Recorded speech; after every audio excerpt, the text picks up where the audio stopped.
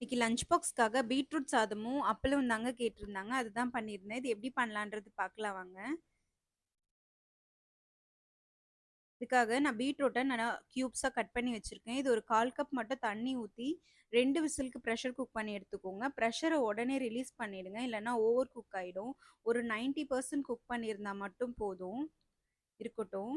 இப்ப கடாயில நான் தேங்காய் எண்ணெய் விட்டுக்கிறேன். பொரியலுக்கு தேங்காய் எண்ணெய் போட்டு பண்ணீங்கன்னா ரொம்ப நல்லாயிருக்கும்.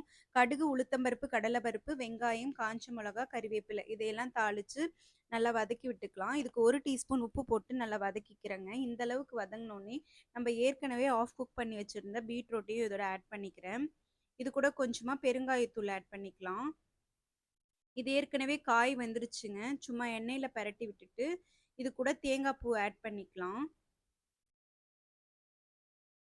இப்போ இந்த ஸ்டேஜில் நான் என்னோட பொரியலாக எடுத்துக்கிறேங்க. எப்பவுமே நான் 2 இன் 1 ரெசிபியாக தான் பண்ணுவேன். நம்மளும் சாப்பிடணும், அதே சமயம் கிட்ஸுக்கும் இதை டேஸ்ட்டாக கொடுத்து விடணும்.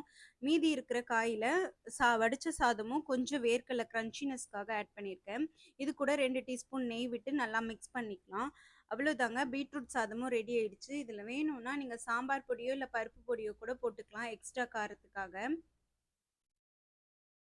ரைஸ் ரெடி ஆயிடுச்சுங்க. இதுக்கு அப்பளமும் பொரிச்சு எடுத்துக்கிட்டேன். லஞ்ச் பேக் பண்ணிக்கலாம். ஸ்நாக்ஸுக்கு நான் ஓமப்பொடியும்